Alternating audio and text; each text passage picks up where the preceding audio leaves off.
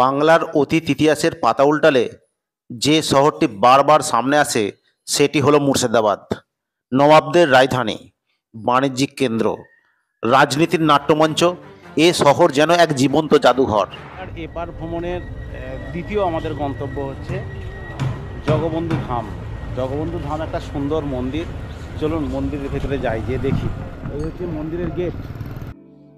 এই মন্দিরটি গড়ে তোলা হয় ঠাকুর জগবন্ধু সুন্দরের স্মৃতির উদ্দেশ্যে। তিনি ছিলেন ঊনবিংশ শতকের শেষভাগে বাংলার এক মহান সাধক, যাকে তার শিষ্যরা গুরুদেব নামে ডাকতেন। ভক্তদের মতে তিনি ছিলেন ভগবান গৌরাঙ্গ অর্থাৎ শ্রী চৈতন্যের দেবের এক বিশেষ আবির্ভাব। তার জীবন দর্শন ছিল ভালোবাসা, দয়া ও ভক্তির উপর ভিত্তি করে।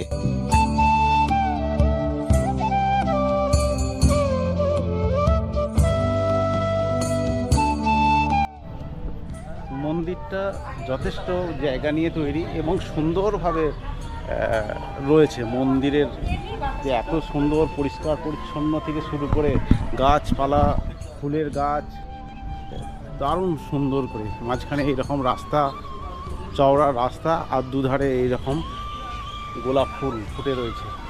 এই মন্দিরের গেটের দুই ধারে এই ধরনের গোলাপ ফুল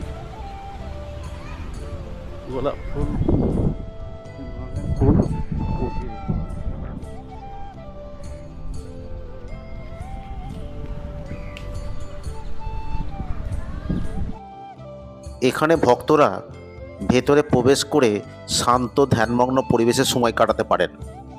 মন্দিরের চারপাশে রয়েছে সুন্দর বাগান। সন্ধ্যায় আলোর সাজ ও ভজনের সুর এক অনন্য আধ্যাত্মিক আবহাওয়া তৈরি করে।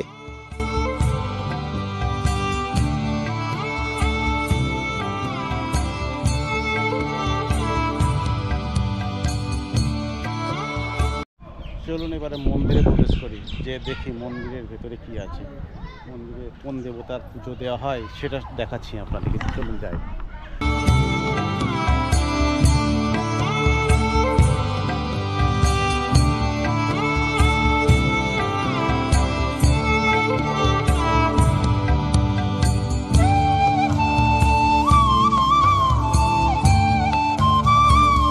জগবন্ধু ধাম মন্দিরটি একটি অত্যন্ত সুন্দর স্থাপত্যের নিদর্শন। সাদা মার্বেল পাথরের তৈরি মন্দিরের গম্বুজ, খোদাই করা স্তম্ভ ও অলঙ্করণ পর্যটকদের আকর্ষণ করে।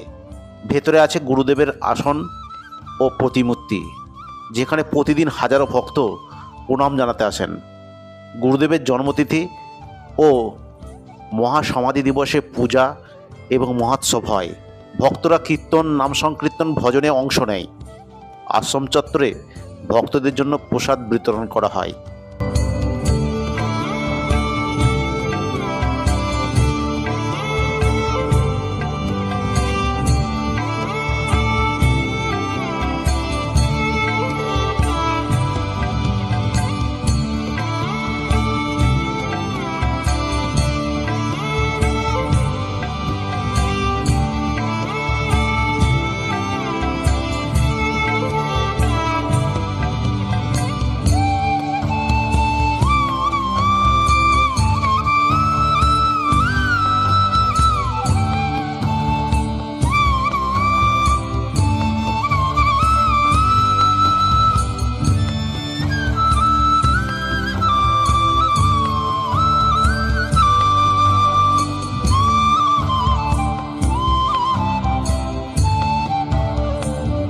মন্দিরের ভেতরে কোনো মূর্তি দেখলাম না।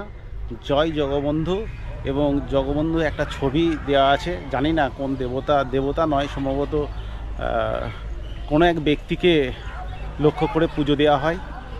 তো মন্দিরটা কিন্তু পরিবেশটা অসাধারণ। চারিদিকটা এই পরিবেশটা কিন্তু যথেষ্ট সুন্দর। এই হচ্ছে মূল মন্দির, আর এর বাইরের চারিদিকের পরিবেশটা দেখুন, অসাধারণ পরিবেশ।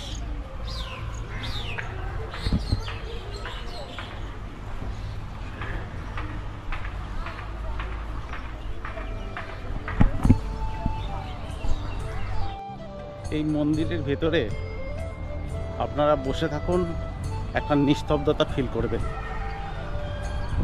মার্বেলের উপর অনেকেই বসে বাচ্চা ছেলেরা গড়াগড়ি করছে, দারুণ লাগছে জায়গাটা, অসাধারণ। মন্দিরের গেটটাও কাছাকাছি চলে এসেছি, অসাধারণ জায়গা, মানে মন্দিরটা আপনাকে কিন্তু খুব ভালো লাগবে।